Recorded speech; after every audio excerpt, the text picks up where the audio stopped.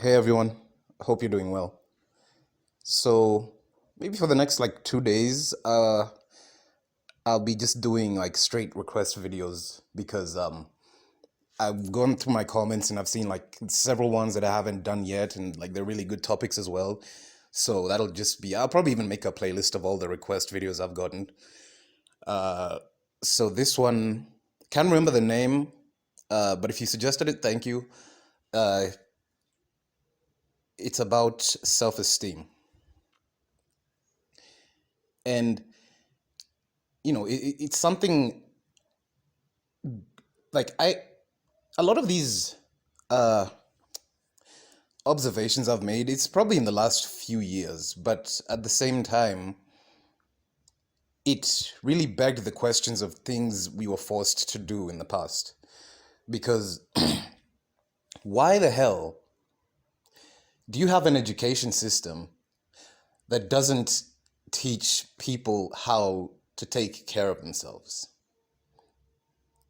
If you really think about it, maybe I can't speak. Maybe there's some really good. So, there's always exceptions, right? But it's amazing how, school doesn't prepare you for life. It doesn't. It really doesn't. It just prepares you to be a really good worker. And high school in particular is an abomination. For so many different reasons, right? So many. High school dynamics are incredibly, they're deplorable. What can I say? Because high school determines the high school dynamics determine life. That's what determines life, right? The dynamics that existed within high school will continue to university and then will continue into the work life.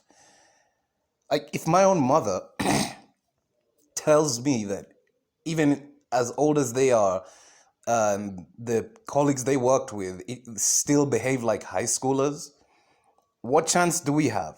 What chance did we have? Because we don't. But our generation is more informed of these things by default because we grew up in them. A lot of us were born in them. So we have this implicit understanding of, people at your workplace just behave like freaking they've just entered high school or something. It's a popularity contest, or it's like a backstabbing type dynamic, We understand these things. And now, especially when in your teen years, okay, it starts from childhood, right? Your understanding of self-esteem starts from childhood. Your relationship with your own, literally you're in a relationship with yourself. Why have I never heard anybody actually just vocalize that? Not a teacher, not a psychiatrist, not a freaking motivational life coach type, never. You're first and foremost in a relationship with yourself, because what does it mean to even act like yourself to begin with? If you change your behavior all of a sudden, the people around you are like, oh, he's not the same person. Can you say that you're a different person relative to what they understand about you? And a lot of people, maybe it's just because I'm so used to solitude, right? The loner mindset lifestyle. Maybe it's by, I don't know, probably by default, if I'm being honest. It's not like I haven't socialized with people. I've become a lot less social the older I've gotten because of all the topics I've discussed in this entire channel, to be honest. I can't even really pinpoint it to one. But at the same time, how I thought always really isolated me from people. But at the same time, going through that high school development in particular, it skews your self-esteem in a way that, you either come out of high school with your own personality or you won't. There's no in between. You'll either be able to say that you've come out as you, or as somebody who's trying to repeat high school, essentially. Not even in a sense that you've peaked. Sometimes that's what it is. A lot of people just peaked in high school, and they haven't gotten over the fact that they peaked like 10, 15, 20 years ago, and they just keep that same mentality uh, in their lives. And it is so easy to destroy somebody's self-esteem. It's so difficult to actually have a concrete sense of it. Again, why the hell would you put a child through that? Why the hell would you bring another human being to have to go through that? Like, do people actually think about the consequences of their actions? Do they? Is it too much? It's too much to think about, but it's not too much to do, You literally have to, like, that's what I'm saying. Even when I say about me or what I say about me, it's not like it just happened yesterday. Even if I say there's ways that there's a way that I've always been, there are certain things that I had to just learn how to do for my well-being. And luckily enough, I say it is honestly a blessing to be fat. No, like it really is. It's a blessing to be fat. It's actually, to be honest, a blessing to be not considered attractive. Sometimes, right? Sometimes. Because you actually genuinely get to know who people really are very quickly. That's why I say this. I don't say this in a way like, should be happy like your face is all fucked up or something. No. Okay, I don't know if you should be happy or sad. Like, it is what it is. But for me, being fat really, like, showed me exactly how people thought, not just what they thought. But I don't give a fuck what anyone thinks. What they think is what they could have seen on TV yesterday. How they think is a conscious decision. And being fat showed me not only being fat, but then gradually losing that fat in front of the very same people who were like putting themselves up as some sort of like standard I should be able to reach up to. Not only did I reach it, I surpassed it. And I'm like, I ended up just looking down on them, like trying to follow me up to the point where I'm like, why am I even competing with these people? They don't even know what the hell they're talking about. They don't even like it's something that it was one of those developmental moments that just never unclicked for me, because you don't unlearn something like that. You don't unlearn the irrelevance of people's opinions that easily. But once you do, it's that, to me, I really believe that even in whatever Buddhism or Hindu's notions of nirvana, I think that's nirvana for me. Just getting to a place of like indifference, but also acceptance of yourself. Those two things come hand in hand. And I say indifference because, once you've accepted yourself and you're also indifferent to other people, you only have yourself to really measure up to.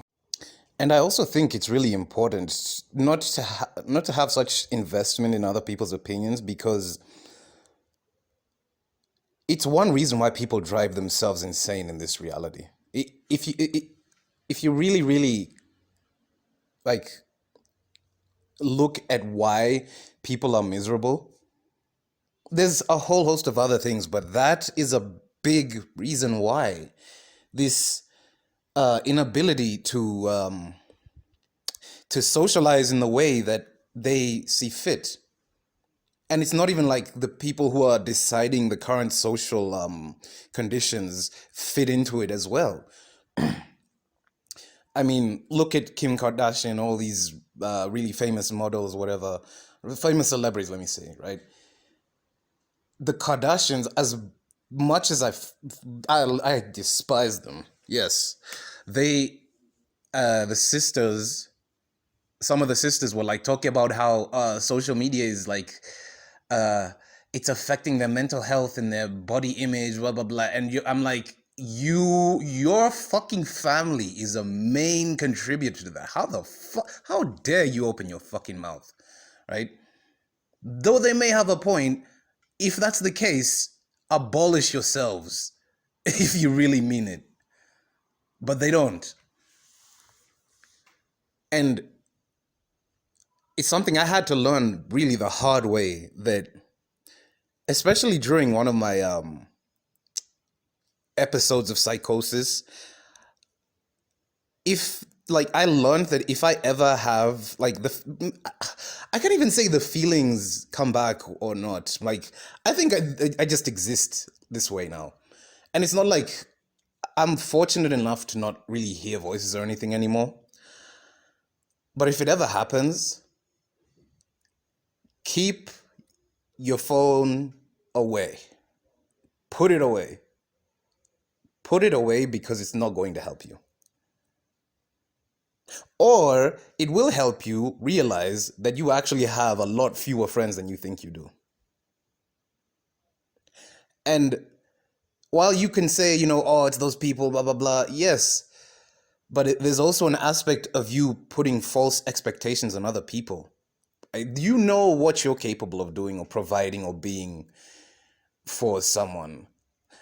And if they haven't shown that they can match that standard, you're going to be disappointed every single time. But it will be your fault because you didn't ask them to do that. And even if you did ask them and they didn't do it, why are you still talking to them? Why are you still interacting with them?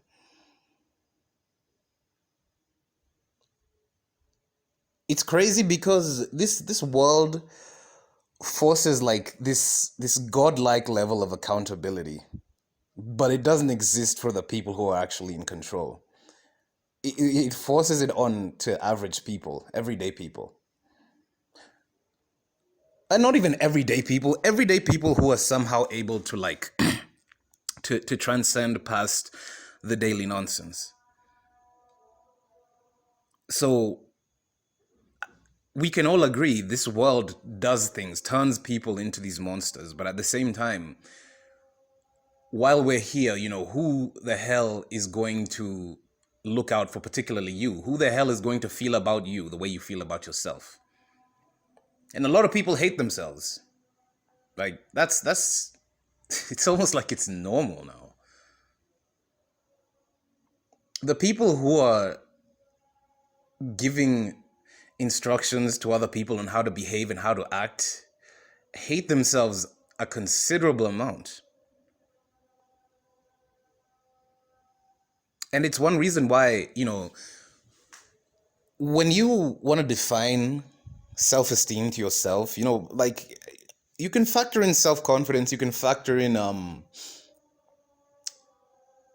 self-love, I guess, right? You can even factor in narcissism, by the way, because psychologically speaking, there is some for like what I'm talking about, self-confidence, self-love. This is considered healthy levels of narcissism. I don't like using the term healthy narcissism. It sounds like a contradiction, but I don't know. That's what the doctors say. So trust the science, I guess. In any case, leave the narcissism aside. Having that self-image of yourself that you're content with is probably more important than loving it, because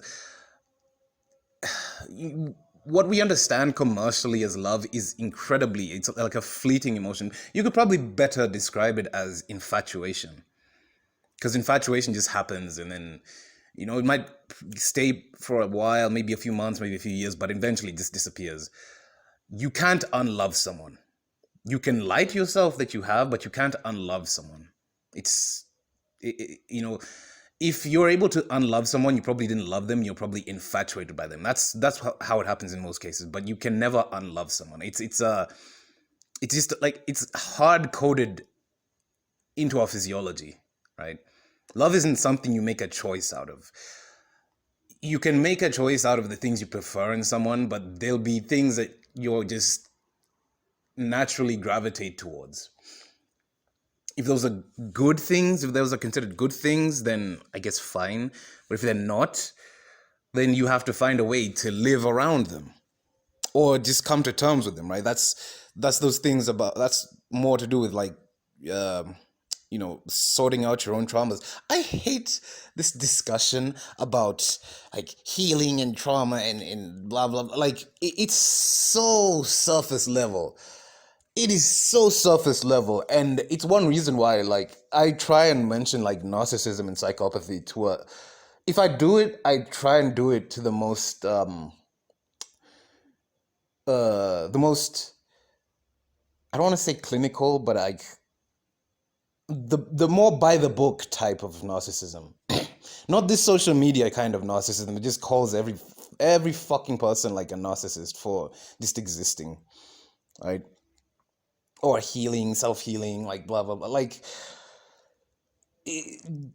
don't take those cues from social media. I'll tell you that much. Like, yes, you can take what you can get from it, but don't get invested in it because it's ultimately you. It's ultimately your journey, and psychology, psychiatry, you name it. These are things. These are just tools. These are all just tools that we can use to better ourselves.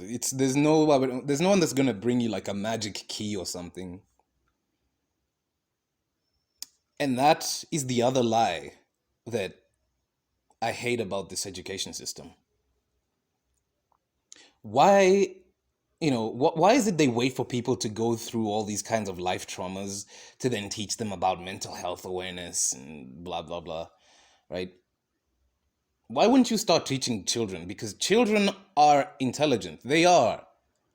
They may do a lot of like weird kid type things, but they are more intelligent than adults. I can tell you that for a fact. They are more conscious. They will never be as conscious as they are, like after being children. So if you start teaching these children about like even bodily autonomy, again, bodily autonomy, right? Your mental, what happens in your mind, right? Things like that would be great, right? But at the same time, it goes against the natalist uh, narrative or the system of control. If you teach children to think of themselves as individuals and to be individuals, why would they want to reproduce another generation? Right? What imperative would they have to reproduce another generation? Or rather, they would reproduce, but the generation that comes after them will be a lot less complacent with like bootlicking, for example. It's things like that that really tell me whatever idea of self-esteem exists, it's not something that is a shared collective. If it's a shared collective, it's only for the purpose of enriching like the ruling class or the people who are in control of a particular population. Things that enter the collective consciousness like that don't they tend to help, right? But things like that don't rise to the top without somebody getting incredibly rich off of it, or at least a few people getting incredibly rich off of it, is what I would say. So I'd ultimately say, like, self-esteem, first of all, is not a goal. It's a journey, and it's it's literally it is a solo journey, right? You can meet people that will help you improve your self-esteem and everything, but ultimately, like, you walk like the path that you have is yours alone. Ultimately will be yours alone. And sitting with that kind of thought is not easy for a lot of people, I know. But if things were just easy, if things were so easy in this reality, like everybody wouldn't even have a problem, I would think. If things were really that easy, would there ever really be a need to even complain? Yeah, that's I guess that's my general thoughts of it. I'll definitely, I always say I'll expound on other videos I haven't expounded on yet, but this one I'll definitely cover if I haven't covered. I have covered it several times before in different ways. But yeah, thanks for the request. And if you have any more suggestions, please just don't hesitate to leave them in the comment section. I write them down. I keep track of them now.